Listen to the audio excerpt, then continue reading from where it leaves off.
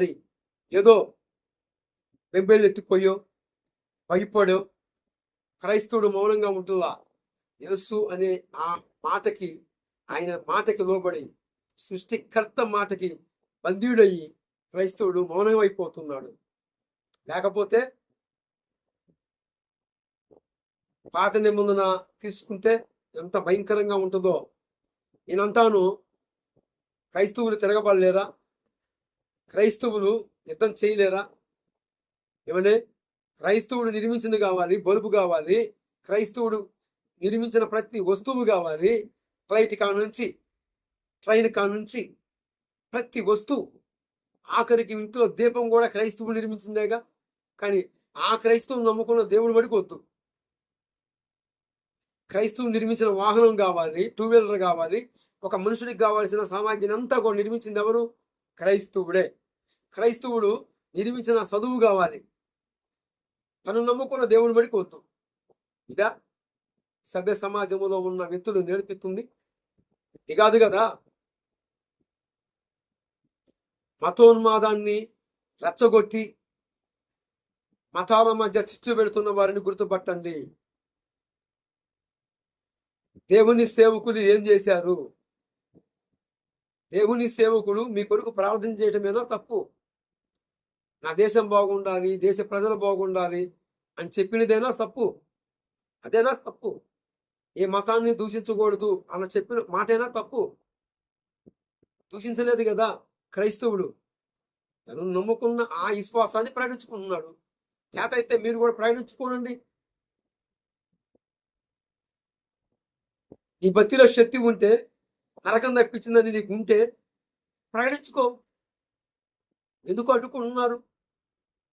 కారణం ఏంటి అంటే భయం కలుగుతుంది.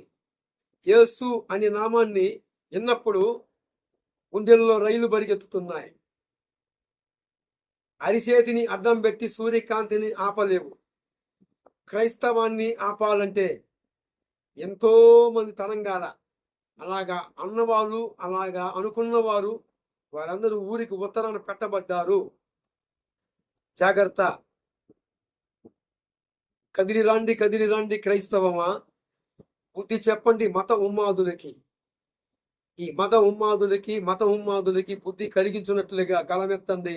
సత్యం పట్ల ప్రతి దైవ సేవకుడు, సంఘాలు ఏటకాడిగా, ఒకే కాడిగా, సత్య సముద్రులుగా ఉన్న వారందరూ ఐక్యమయ్యి అందరూ గలమెత్తే ఆ రోజులు ఆసన్నమయ్యాయి.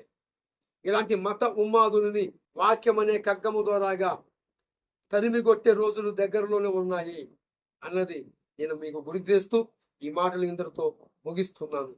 ప్రేమైన నా భారతదేశ ప్రజలారా, గమనించి గుర్తించి ఇలాంటి మత ఉన్మాదులని, దైవ సేవకుల మీద ఎవరైతే ఇలాగ దాడులు చేస్తున్నారో వారిని వెంటనే అరెస్ట్ చేయాలి. వారిని మేము తీవ్రంగా ఖండిస్తున్నాం. ఆయన చచ్చిపోయిన తర్వాత ఆయన బ్రతికుండగా ఎన్నోసార్లు చెప్పాడు, నన్ను చంపేస్తారంటున్నారు అని. ఎవరు లక్ష్య పెట్టలేదు. నేను చెప్పాను చంపేస్తానని, వార్నింగ్లు ఇస్తున్నారు అని. బాబు, ఈ ఎమ్మెల్యే భయంకరమైన వాడు, క్రూరుడు.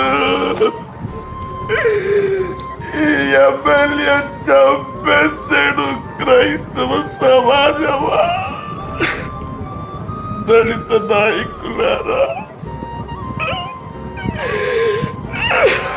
నన్ను కూడా చంపేయడానికి పోలీసు వారిని వాడుకున్నాడు. కార్లో నన్ను ఒంటరి వాడిని చేసి సీట్లో వేసి ఊపిరాడకుండా చేసేసారు. చంపేస్తారు. నన్ను కాపాడండి. నన్ను కాపాడండి.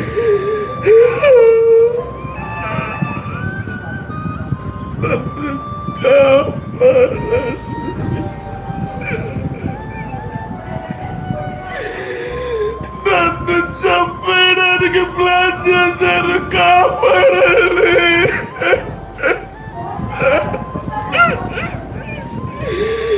చంద్రబాబు నాయుడు గారు,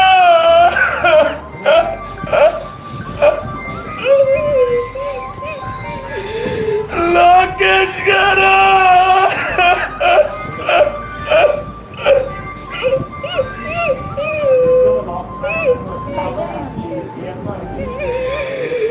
క్రైస్తవ సమాజమా,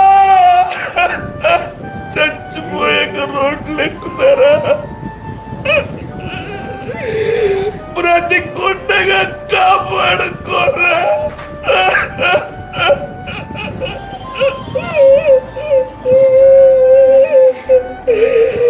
నా నియోజకవర్గంలో మందిరాలు కూల్చేస్తే పోరాటం చేస్తున్నాను, నా ఇంటి కోసం కాదు,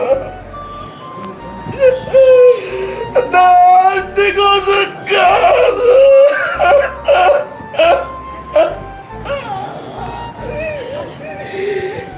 గంజాయి రవాణా చేస్తున్నానని చెప్పి ఫాల్స్ కేసు పెట్టి నిన్ను బుక్ చేస్తాను, నన్ను సస్పెండ్ చేయమని చెప్పి కేకలేస్తావా అని బెదిరించారు.